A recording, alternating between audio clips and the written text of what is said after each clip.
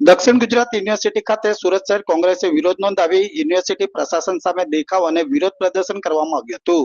University દ્વારા ખાનગી સંસ્થાને ટેન્ડર પ્રક્રિયા વિના જ નવરાત્રી માટેનું ગ્રાઉન્ડ ફાળવવાના નિર્ણય સામે વિરોધ દર્શાવ્યો હતો।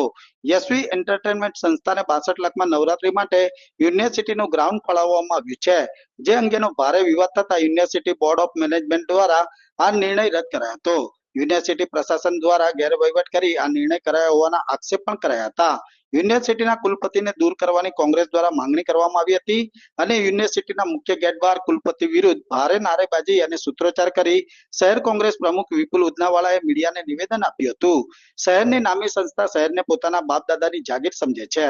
યુનિવર્સિટીની જમીન ગેરકાયદે રીતે સંસ્થાને ભાડે આપવાનું ષડયંત્ર કરી ટેન્ડર પ્રક્રિયા વિના જ 62 લાખમાં જગ્યા ભાડે આપવાનો નિર્ણય લીધો હતો। કોંગ્રેસ દ્વારા વિરોધ કાર્યક્રમની જાહેરાત કરતા જ યુનિવર્સિટીએ આ નિર્ણય રદ કર્યો છે। જ્યારે કોંગ્રેસ કોઈ પણ સંજોગમાં ભ્રષ્ટાચાર નહીં ચલાવી લે, સંસ્થાનો ઉદ્યોગપતિઓ સાથે બેસી ભ્રષ્ટાચાર કરવાનો પ્રયાસ કર્યો છે। જ્યારે નામી સંસ્થા સામે કોંગ્રેસ પોલીસ ફરિયાદ નોંધાવવા માટેની કાર્યવાહી કરશે તેમ જણાવ્યું હતું। વિદ્યાર્થીઓ સાથે અન્યાય કરવાનું બંધ કરો, બંધ કરો। વિદ્યાર્થીઓ સાથે લોકો શિક્ષણ કે દલાલો को હાય રવિસિંહ हाय हाय